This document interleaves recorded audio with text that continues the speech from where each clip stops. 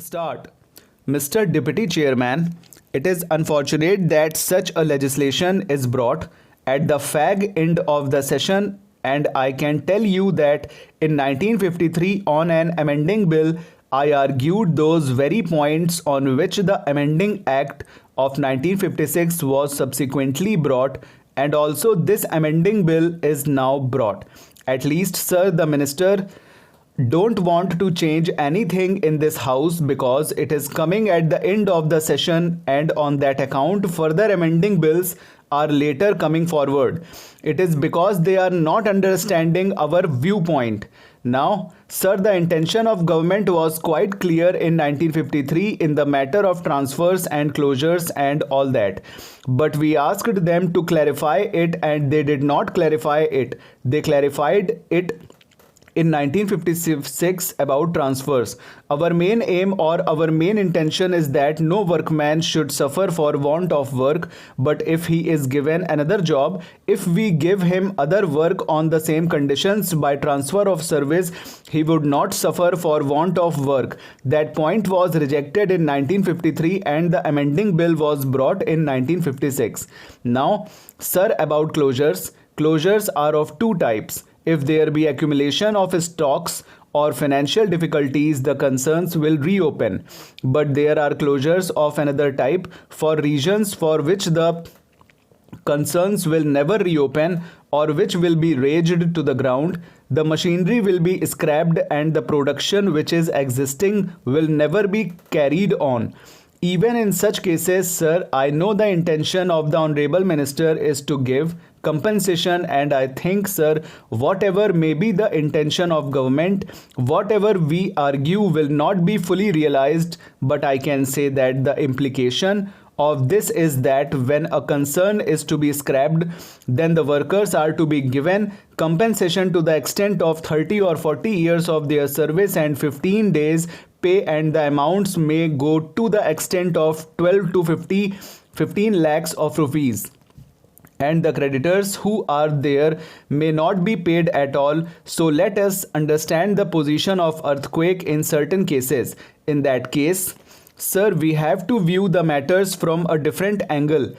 Whether we view it or do not view it from that angle, I think it is for the Honorable Minister to examine, especially because he is also the Minister for Planning and he is also responsible for the industrial development of the country.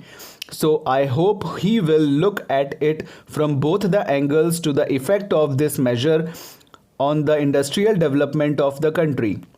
That is the main thing. Industrial concerns which are scrapped are unable to pay, then can we say that full amount is to be paid to the workmen along with the creditors who have also provided money for the concerns.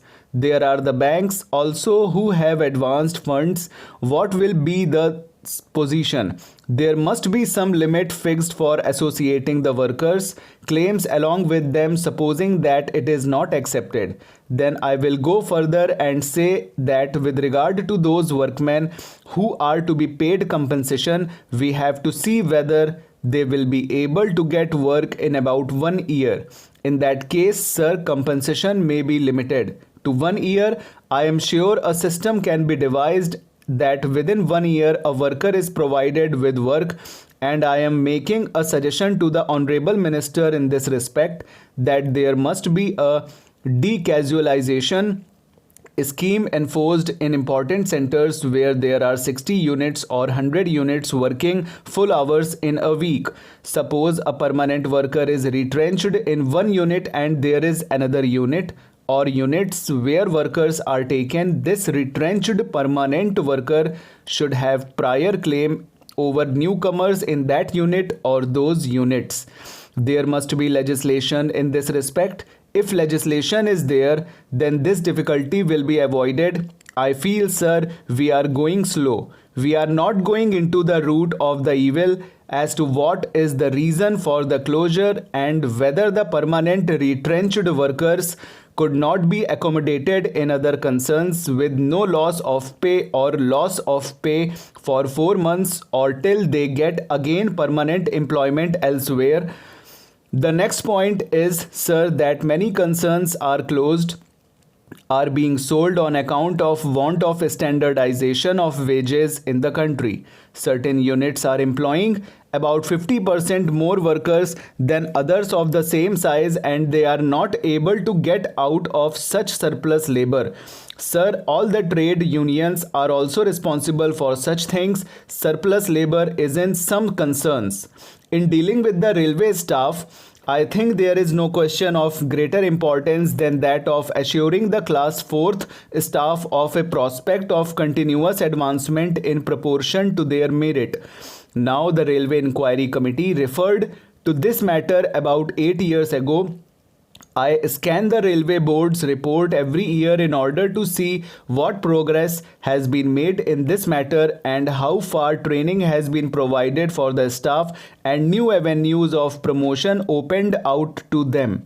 But I am disappointed year after year. I am therefore glad to learn that the Railway Minister is attending to this question. I have no time, sir, to refer to the recommendations of the Railway Inquiry Committee, because I have got only 6.5 minutes more, but I should request to place the recommendations of that committee and the estimates committee before the committee that he has appointed. One of the most important recommendations made by the Railway Inquiry Committee was that efforts should be made to make every member of class 4th staff literate. All our workers should be literate just as all our soldiers are. And although education is not the responsibility of the railways, yet I think that it will be in the interest of the railways themselves if they attend to the education of their workers. Now, sir, I come to one or two general questions which I think are of great importance. The burden on the Railway Board is increasing year after year. It has been increasing for 6 or 7 years almost now. Yet the size of the board remains what it was. I know that some additional members were appointed by the Railway Minister last year in order to help the members of the Railway Board. I personally do not think that this was a satisfactory method of dealing with the problem of increased work. I hold the view that it is better to increase the strength of the board than to add to the number of officers. I should, however, like to know how far this experiment has succeeded. The railway minister has not said a word about it in his budget speech, although it is a matter of great importance. I should also like to know what the status of these additional members will be in the setup of the railways. Another question to which I would like to refer is that of decentralization. I referred to this question last year also, but I do not think the Railway Ministry has paid the slightest attention to this question. Railway plans throw a heavy amount of work on every officer or member of the Railway Board down to the divisional superintendent and the officers under him. Is it not necessary, therefore, to do two things? The first point that I would like to refer to is the need for seeing whether there is any work done now by the Railway Board that can be transferred to the general managers. Can we throw greater responsibility on the general managers, allowing them to decide certain questions, even some important questions, instead of concentrating everything in the hands of the Railway Board? The policy of centralization may be necessary in certain respects, but I do not think that the extent to which it has been followed has been conducive to efficiency or to the development of the initiative of the general managers and the officers under them.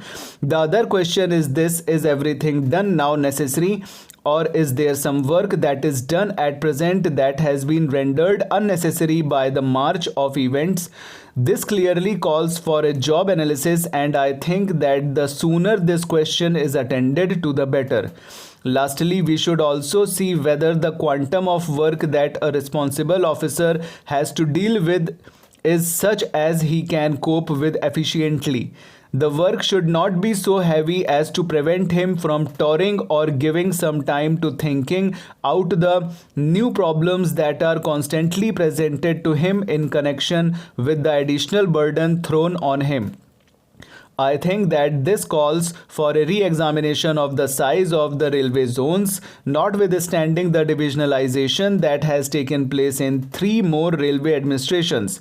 There is a limit to the work that can be done even under a divisionalized administration, and I think it will be wise of the Railway Ministry and the Railway Board to look into this matter while they have time to do things right. If they wait for 5 years, things may come down with a crash, and it may not be easy for them to maintain the old efficiency, let alone further improvement. This question, so far as I know, has received no attention from government. The importance of giving the officers at the present time for touring, for developing personal contacts and giving personal supervision and guidance has not been adequately examined so far. Full stop. Over.